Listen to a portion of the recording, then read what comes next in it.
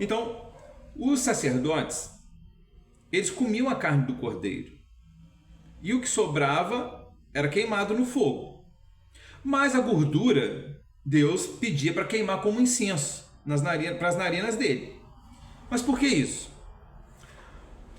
Porque lá em Isaías 55, no versículo 1 e 2, diz assim, ó vós, todos os que tendes sede, vinde às águas.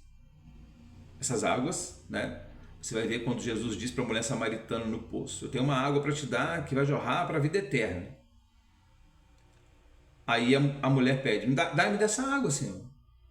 Aí Jesus diz: primeiro chama teu marido. Aí ela diz: não tenho marido. E Jesus: disseste bem, que já tiveste 5 e o que tem agora não é teu. Mas que águas é essa que Jesus ia dar para ela? Aí você vai no Evangelho de João, Jesus diz assim, creia em mim como diz na Escritura, e rios de água viva correrão no seu interior. E ele fala que esses rios de água viva é o Espírito Santo. Só que o Espírito Santo não habita em meu pecado. Então, por isso Jesus, vendo que ela estava em pecado, Jesus diz, primeiro conserta a sua vida lá, e depois você vem que eu vou te dar essa água viva, que é o Espírito Santo. Entendeu agora, irmãos? Né? Então, por que Deus queria a gordura do sacrifício queimado como incenso suave para suas narinas? Vocês vão entender hoje. Então, Isaías 55, versículo 1 diz assim: ó vós todos que tendes sede, vinde às águas, que no caso é o Espírito Santo. E os que não tendes dinheiro, vinde, comprai e comei. Sim, vinde e comprai, sem dinheiro e sem preço. Vinho e leite. Vamos lá, vinho, ele tem 2 sentidos no mundo espiritual. Lembre-se que em Apocalipse 17, a prostituta deu de beber do seu vinho a todas as nações da terra. Então, nós entendemos que vinho é doutrina. Pode ser uma doutrina de Deus, como pode ser uma falsa doutrina. Isso significa vinho e profecia. Por isso que o primeiro milagre de Jesus foi transformar água em vinho. Porque quando você lê o livro de Isaías, você vai ver que eles misturaram água no vinho. Então ficou misturado a palavra de Deus. Aí Jesus vem agora, que ele é o verbo, a palavra verdadeira, e vai e transforma aquela água em vinho puro. Entendeu agora? Por isso que o primeiro milagre de Jesus foi transformar água em vinho. Porque ele consertou aquilo que estava errado. Aí tirou as impurezas e transformou num vinho puro, que é a palavra verdadeira de Deus. Então Deus está dizendo aqui, comprar sem preço. Como? Através da fé em Jesus Cristo. Creia em mim, como diz na Escritura, rios de água viva correrão no seu interior. E ele fala que esse rio de água viva é o Espírito Santo. Né? Agora, olha o que diz no versículo 2, Isaías 55, versículo 2. Por que gastais o dinheiro naquilo que não é pão? Pão é palavra. Deus está perguntando, por que vocês estão gastando o dinheiro de vocês naquilo que não é o entendimento da palavra? E o produto do vosso trabalho naquilo que não pode satisfazer a sua alma? Não pode. Você vai comprar carro, casa, vai trabalhar igual um maluco, mas a sua alma nunca vai ficar satisfeita. Por quê? Porque você precisa primeiro do pão, buscar em primeiro lugar o reino de Deus, a justiça de Deus. Aí as demais coisas, Deus vai te abençoar, vai te dar discernimento, entendimento, direção. Né? Então vamos lá, Isaías 55, versículo 2. Por que gastais o dinheiro naquilo que não é pão? E o produto da vossa alma naquilo que não pode satisfazer? Ouve-me atentamente, presta atenção, ouve-me atentamente e comei o que é bom, que no caso é o pão, a palavra. E deleitai-vos com a gordura. Então por que Deus ele exigia no Antigo Testamento a gordura do sacrifício, queimada como incenso suave das suas narinas? Quando você lê Romanos 12, versículo 1, diz assim, rogo-vos, pois, irmãos, pela compaixão de Deus, que apresentei os vossos corpos como um sacrifício vivo, santo e agradável a Deus, que é o vosso culto racional. Então, aquele sacrifício do cordeiro lá no passado aponta para um sacrifício com o nosso corpo prestando a Deus um culto racional. Mas por que da gordura? O que a gordura tem a ver com isso? Quanto mais você comer pão físico, pão de padaria, ou qualquer outro tipo de comida, vai gerar em você uma gordura corporal.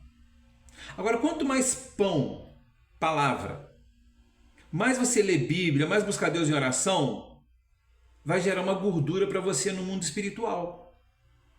E com essa gordura espiritual, você vai conseguir se apresentar diante de Deus, né?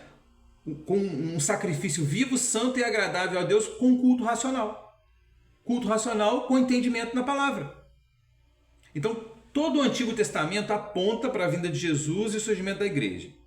Quando a pessoa transgredia a lei de Moisés, ela tinha que pegar um cordeiro, levar diante do sacerdote, colocar as mãos na cabeça do cordeiro e confessar em voz alta o pecado. Hoje, quando você vai na igreja e se arrepende dos seus pecados, você levanta a mão e confessa Jesus como seu Senhor e Salvador. Não é o que a Bíblia diz? Se você confessar com a tua boca e crer no seu coração que Jesus é seu Senhor e Salvador, será salvo. Entendeu agora? Por que tinha que botar a mão na cabeça do cordeiro? Porque em Levítico 17:11 diz que a nossa alma está no sangue e o derramamento do sangue faz a purificação dos pecados da alma. Então, quando eu botava a mão na cabeça do cordeiro lá no passado, eu estava no ato de fé transferindo os pecados da minha alma para a alma do cordeiro. E aquele cordeiro aponta para Jesus. Por isso Jesus é o cordeiro de Deus que tira o pecado do mundo. Entendeu agora? Aí o sangue daquele cordeiro era aspergido no véu do templo. Isso chamava-se sacrifício contínuo, que era feito diariamente, com toda a nação de Israel. E uma vez por ano, o sumo sacerdote, que era o líder máximo, pegava um bode, botava a mão na cabeça desse bode, e todos os pecados que foram confessados sobre os cordeiros eram confessados sobre aquele bode lançado no deserto. Aquele bode aponta para Satanás, porque um dia todos os pecados que foram confessados sobre Jesus vão ser lançados sobre Satanás e ele vai ser lançado, né, no lago de fogo e enxofre. Amém, irmãos? Deu para entender por que Deus exigia a gordura do sacrifício no Antigo Testamento? Porque hoje, quanto mais pão, palavra, você come, mais lê a Bíblia, mais busca Deus em oração, a vida de santidade, aí você vai conseguir prestar a Deus um sacrifício vivo, santo e agradável com o seu corpo, que é um culto racional.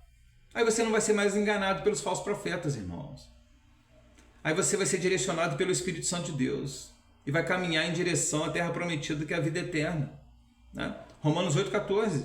Se sois guiados pelo Espírito de Deus, verdadeiramente sois filhos de Deus. Está sendo guiado por quem? Pela religião? Pelo pastor da igreja? Lembre-se, 1 Timóteo 2. Só há um Deus e um só mediador entre Deus e o homem, Jesus. Ele é o único mediador entre eu e Deus, irmão. Quem é Jesus? Ele é o verbo, a palavra. Em Mateus 23, Jesus diz: ninguém na terra vocês chamam de vosso mestre, nem de vosso guia, porque só um é vosso mestre e vosso guia, que é o Cristo, todos vocês são irmãos. Então lembre-se, pastor, bispo, apóstolo, evangelista, isso aí não é título eclesiástico, é função no corpo de Cristo, onde todos nós somos irmãos. Então quando você lê Efésios capítulo 4, você vai ver ali que o apóstolo Paulo diz que quando Jesus levanta um apóstolo, um pastor, um evangelista, ele levanta com um objetivo: querendo o aperfeiçoamento dos santos. Aperfeiçoamento onde? Na palavra.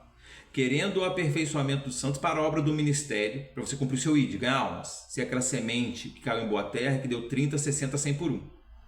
Né? Querendo o aperfeiçoamento dos santos para a obra do ministério, até que todos cheguem à unidade da fé, uma fé única, porque a Bíblia é uma, o Espírito Santo é o mesmo. Como é que ele vai dar uma fé para cada um diferente? Porque não respeitam a regra de interpretação da Bíblia. Então assista o nosso vídeo, né? Isaías 28, regra de interpretação, você vai entender isso, né? Então, querendo o aperfeiçoamento para a obra do ministério, até que todos cheguem à unidade da fé, ao pleno conhecimento do Filho de Deus. O Filho de Deus é o verbo, a palavra, ao pleno conhecimento da palavra, e a estatura de varão perfeito, né, que nós temos que ser semelhantes a Cristo, né, para que ninguém mais seja levado em nenhum vento de doutrina pelos homens enganadores e fraudulentos. Então, o pastor, bispo e apóstolo não é título, é função no corpo onde todos nós somos irmãos. Então, eu espero que você tenha entendido por que Deus exigia a gordura do sacrifício no Antigo Testamento. Porque aqueles cordeiros apontavam para Jesus e ele é o cordeiro de Deus que tira o pecado do mundo. E como diz aqui em Isaías 55, 2, por que gastais o vosso dinheiro naquilo que não é pão, e o desejo da vossa alma naquilo que não pode te satisfazer? Comei o que é bom, que no caso é o pão, que é a palavra, e deleitai-vos com a gordura. Porque quanto mais você come pão, palavra, busca Deus em oração, você gera uma gordura no mundo espiritual para você. Com essa gordura, você vai conseguir prestar um culto racional com entendimento na palavra. Você não vai ser mais seguidor de religião. Você vai entender o propósito de Deus na sua vida e vai entender que você precisa ser guiado pelo Espírito Santo e não por homens. Não estou dizendo para você deixar de congregar, porque a Bíblia diz, não deixeis de congregar como muitos fazem. Mas aí você vai conseguir, né, discernir o que é bom do que o falso profeta está dizendo. Entendeu, irmãos? Então, quanto mais pão você comer, mais ler a Bíblia e buscar Deus em oração, você vai conseguir prestar um culto racional a Deus, que é o que diz em Romanos 12:1. Rogo-vos, pois, irmãos, pela compaixão de Deus, que apresenteis vossos corpos em sacrifício vivo, santo e agradável a Deus, que é o vosso culto racional. Então, somente com essa gordura, que é de tanta palavra você lê, vai gerar uma gordura no mundo espiritual, e aí você vai conseguir prestar o culto racional. E é por isso que Deus no Antigo Testamento exigia, né, a gordura queimada como incenso suave para suas narinas, porque aponta para esse culto racional que você vai prestar com o seu corpo a Deus como um sacrifício vivo. Amém? Então, se esforce para ler esse livro, Revelando Mistérios da Bíblia, vai te ajudar a entender a Bíblia de Gênesis ao Apocalipse. Irmão, esse livro tem muitos testemunhos. Tem pessoas que fizeram 2 seminários teológicos, faculdade, e disseram que aprenderam mais com o livro do que com o seminário. Então, para você adquirir o livro, é só você entrar em contato com o nosso Zap. Anota aí, DDD 24 98837 6471.